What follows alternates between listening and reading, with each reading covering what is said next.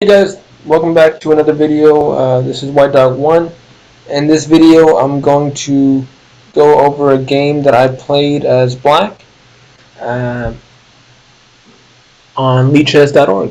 So I hope you find it instructive and enjoy. So White started with e4. I reply with the Caro defense, c6, knight f3, d5, e takes d5, c takes d5, and then d3. And this was perhaps the first mistake that my opponent made. Um, just the fact that d3 doesn't really do anything insofar that it doesn't control the center, and it also now this bishop has been blocked in by the d3 pawn. So the game continued. Bishop to f5.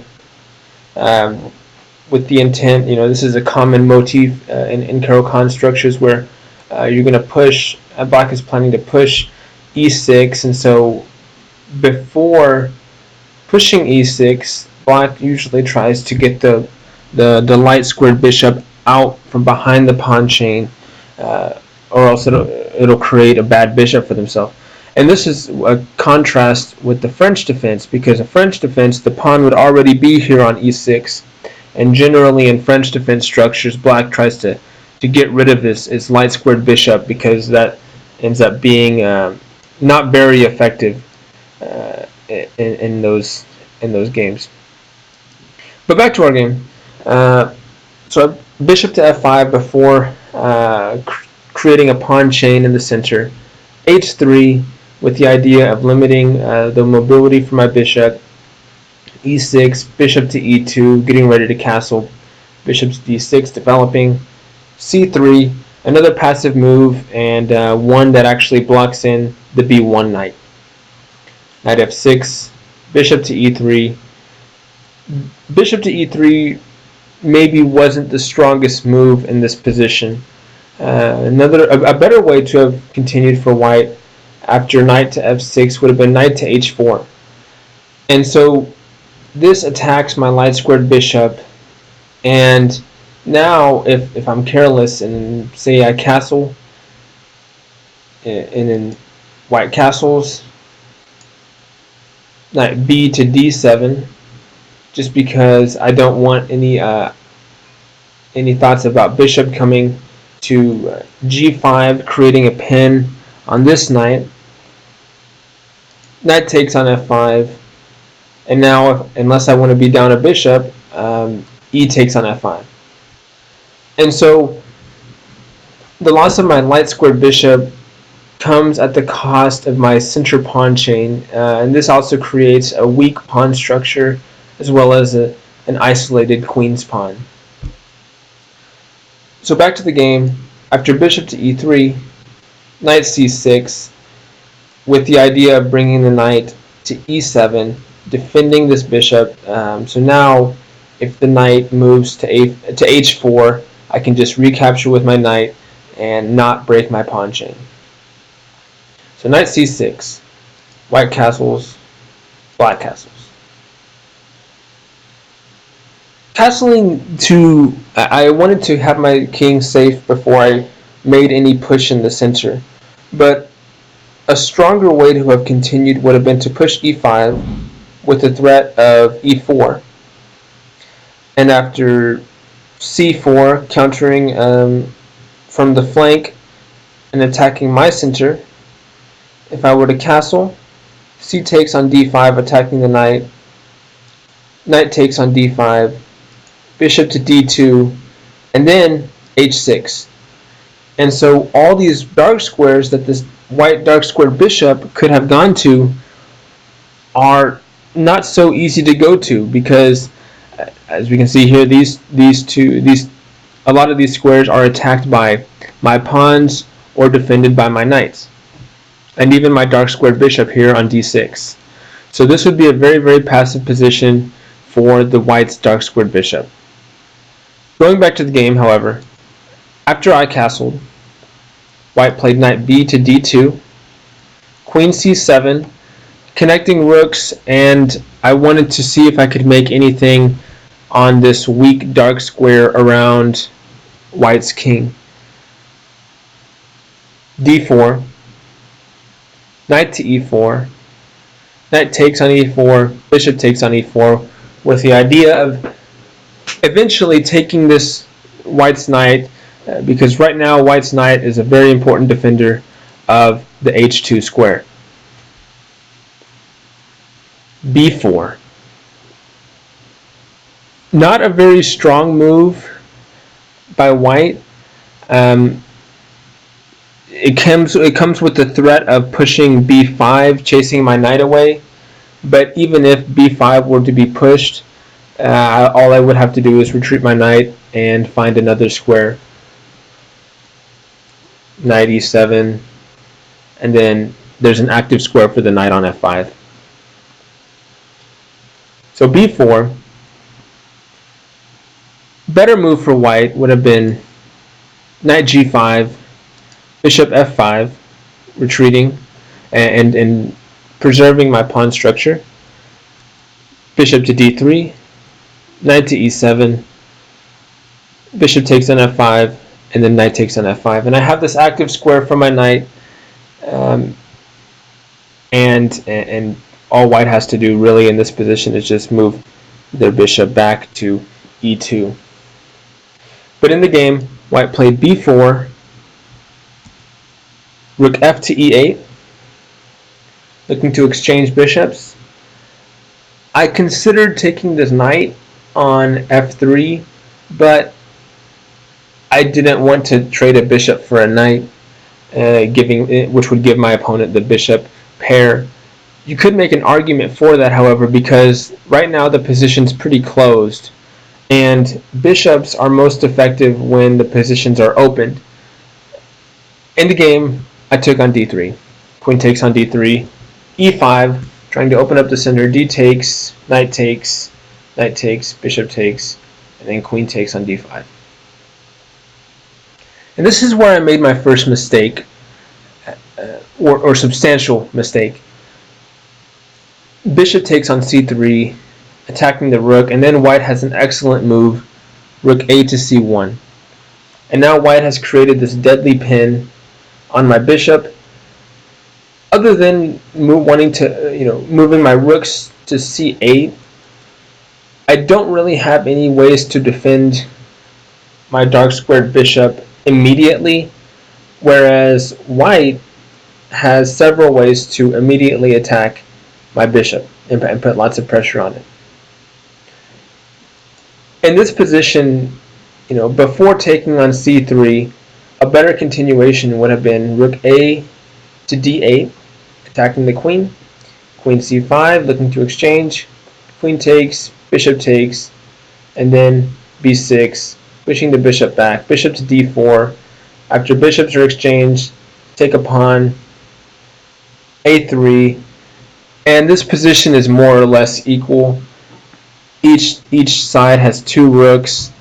These pawns are pretty much drawn with these pawns, and so not that a skilled player may not be able to make anything of this position, but as it is now, it's quite even. So back to the game. After rook a to c1, I played rook e to d8, attacking the queen one move too late. Queen b3, putting more pressure on my bishop. Rook a to c8, trying to add another defender. And then bishop to g5, after I move my rook to safety. Bishop to d2. And I knew I was going to lose a bishop, so I moved my queen out of the way. Queen e5, bishop takes, and then queen f5. So here I was pretty convinced that this game had been lost. I am about to enter this endgame a piece down, and white has some pretty active pieces. Bishop to d4.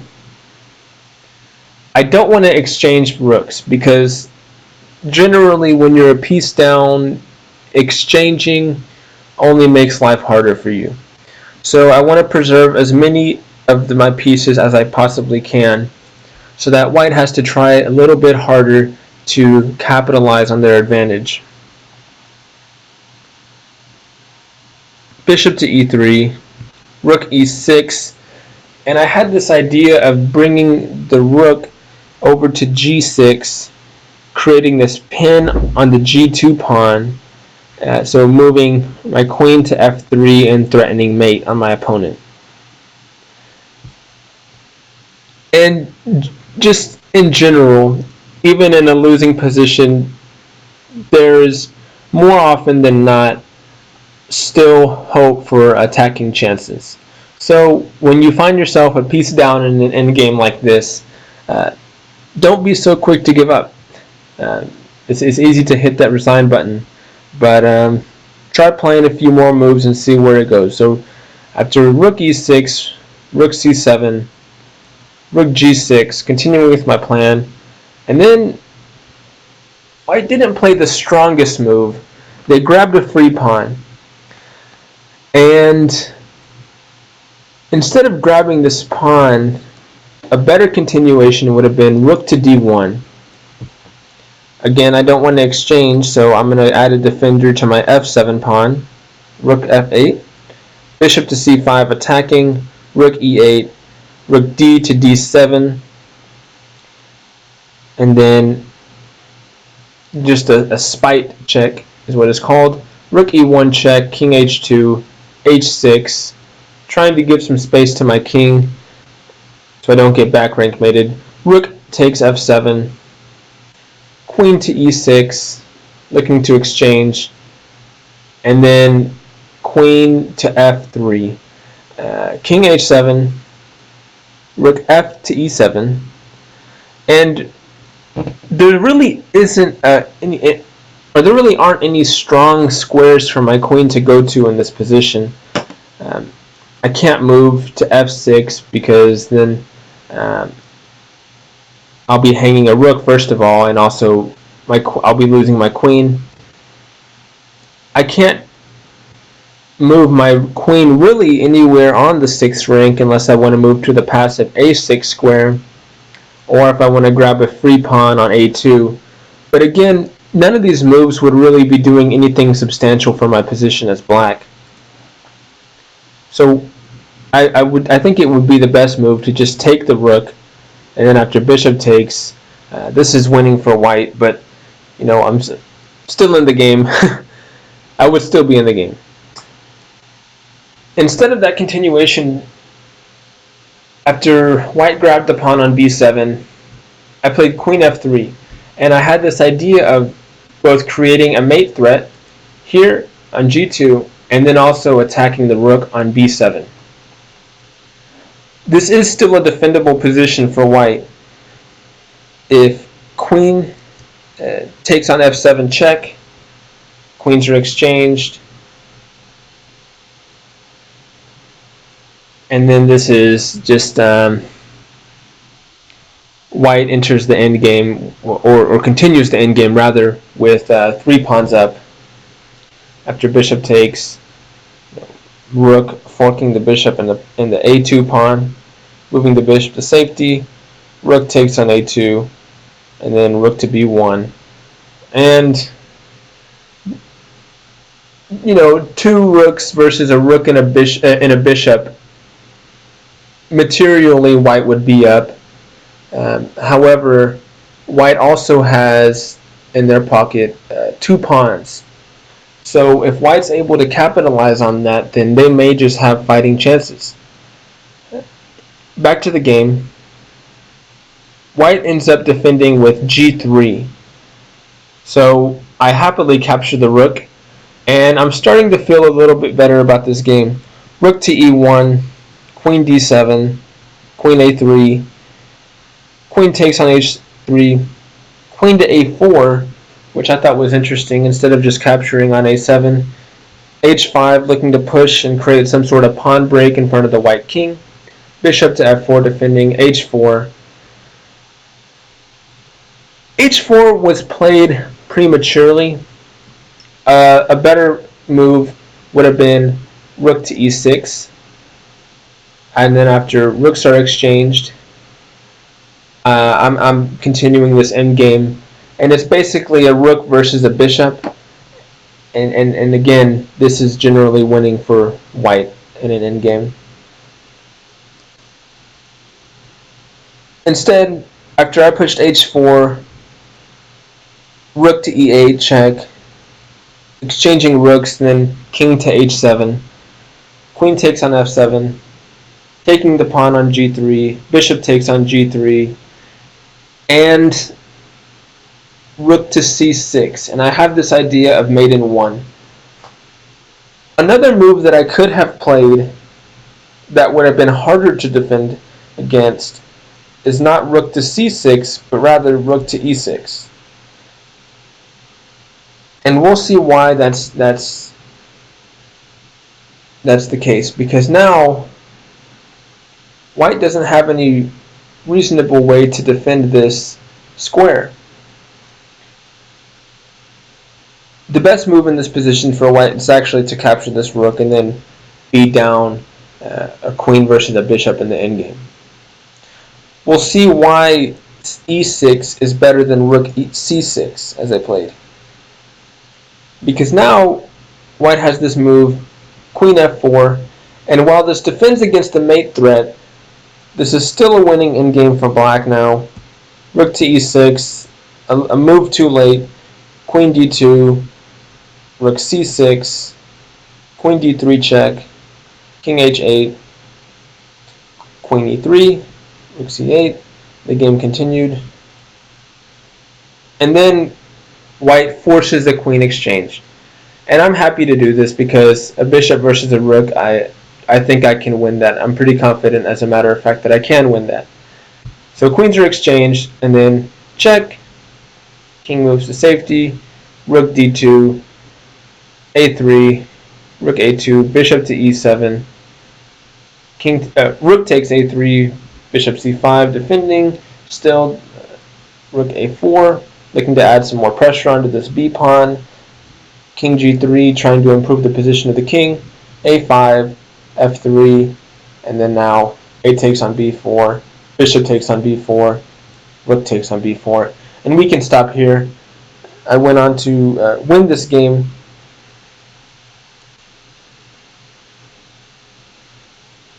Bishop to d4 instead of recapturing on b4. Bishop to d4 would have been, you would have kept your minor piece a little bit longer, but then all I would have to do is b3, bishop to c3, trying to hold the b2 square, and then now after rook a2, there's no stopping my passed pawn.